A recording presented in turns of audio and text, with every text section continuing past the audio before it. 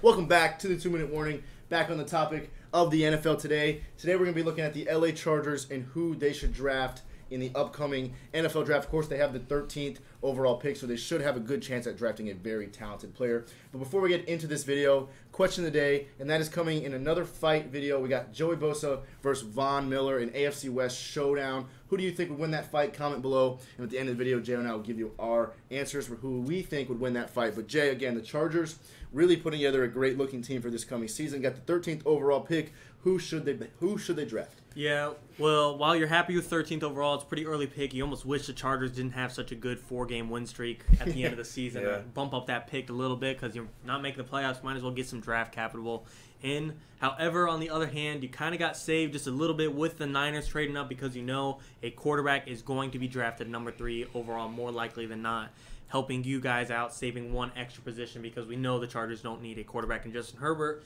But some realistic moves that the Chargers fans, wouldn't be ecstatic about, but we were happy with because it is a necessity, would be offensive line and Elijah Vera-Tucker, a good interior lineman. You're already starting to address the interior line, especially with Corey Linsley, and you have Brian Bulaga outside on the tackle position, so fixing up that interior line with Elijah Vera-Tucker would be a nice, realistic move.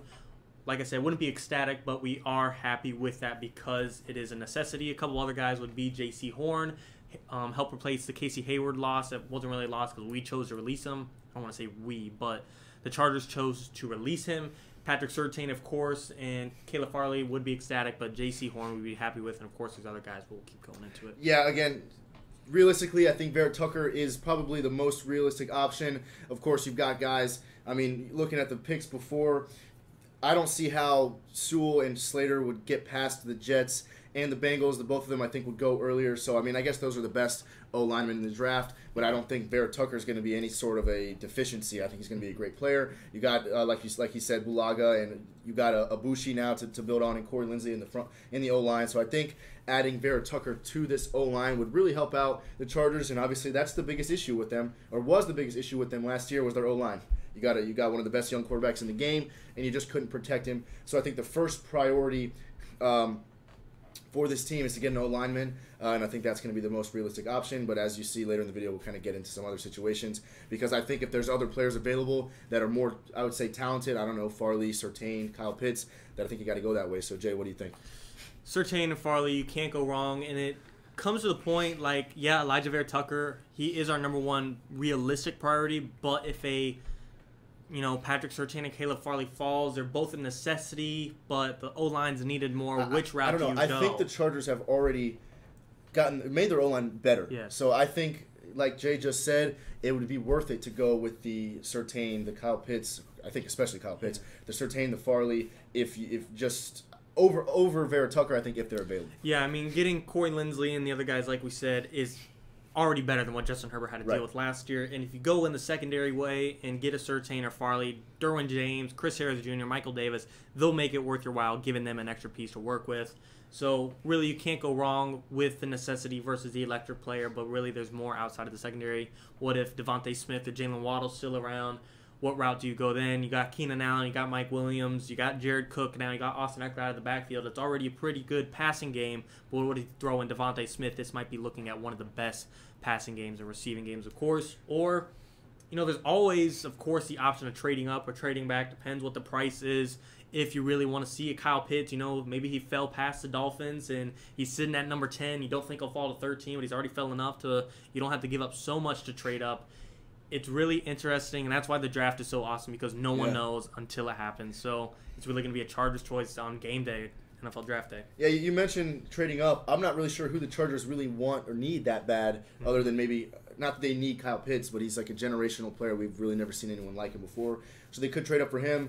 Hell, maybe they want Sewell or Slater so bad they trade up for him. But I think, like I said, Kyle Pitts, if he's somehow available at 13th for the Chargers, I think you got to take him because even though you've got Jared Cook, I think his career is not going to be much longer. What did the Chargers, did they get him for 1 year? Yeah, I think it was 1 year. I think they probably got him for 1 year, or they did get him for 1 year, and I don't think he's going to be around for much longer. You throw Kyle Pitts in there, you let him get mentored by Jared Cook for a season, a guy that's played for 7 NFL teams and played for Drew Brees and played for Aaron Rodgers. That would help Pitts out immensely and really carry him into being the future of the tight end position for the Chargers. So I think that's my number one.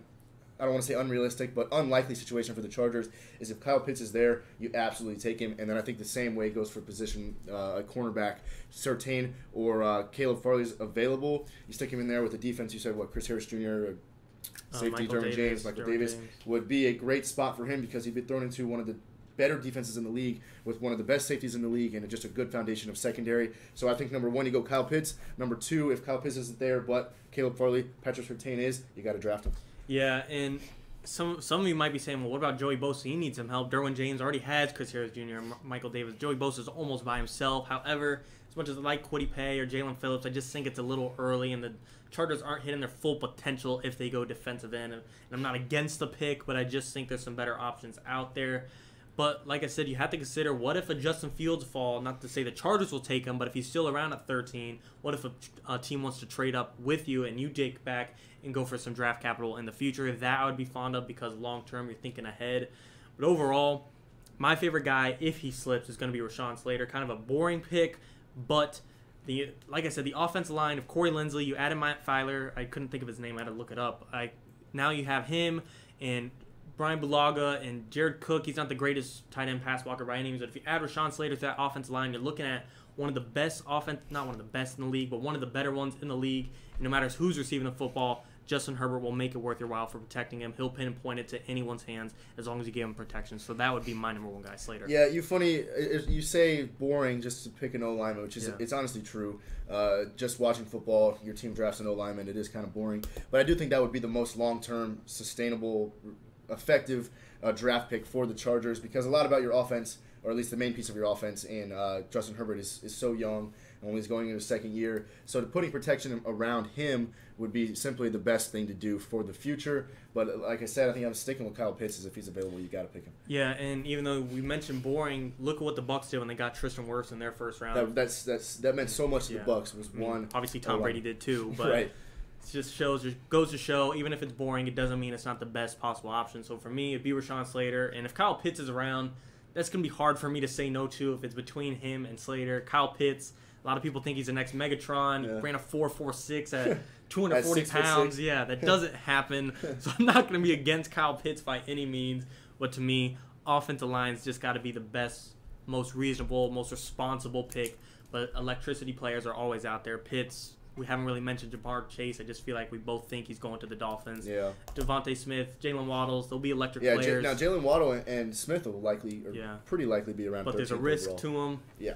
And we just don't want to know. We don't, as the Chargers, I don't know if you guys want to take any more risks. You want a good team that we know is going to go out and there and win some games, not a wild card play.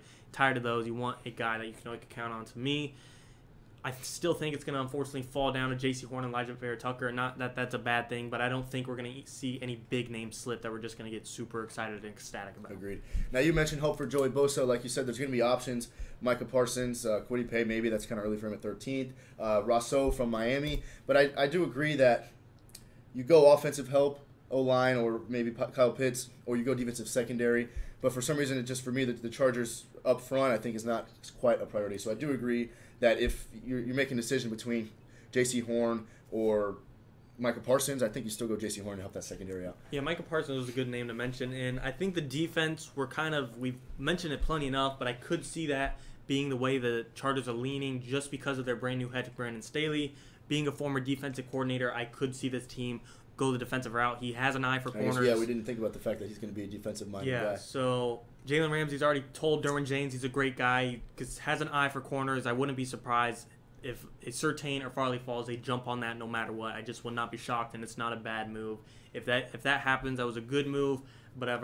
No matter what, I just see that's the way it's going, whether you like it or not. Yeah, overall, again, for this Chargers team, I think we both agree that the most realistic pick is for the go O-line with Elijah Vera-Tucker. But Jay, what you think Rashawn Slater would be if he's there, you take him. And for me, I think they're their dream pick is going to be Kyle Pitts, because I think that would help out Herbert for so long in the future, and I think he's going to be a great NFL player. But that's all for we got to say about what the Chargers, or who the Chargers should pick. Comment below what you think they should do with their 13th overall pick, because there should be plenty of options. But as far as the question of the day, Jay, you got the AFC West showdown between Joey Bosa and Von Miller. Who are you taking? Got to go with the Joey Bosa brother, because if he backs down, Nick Bosa's going to hop in and help him, but I don't think it'll be needed. Joey Bosa being a 6'5", probably 250-pound dude, I think he'll take Von Miller in this match, just being the younger dude. Now, especially. Football talent-wise, I think these guys are dead even. I might even say Von Miller. I don't know. I just got a knack. Maybe he's the better player, but I think Joey Bosa's got the fighting edge. I think he's a little bit bigger, and I think I'd take Joey Bosa in a fight. But those are our opinions, guys. Tell us in the comments below what you would have done in the fight. Thanks for watching. 2 Minute Warning.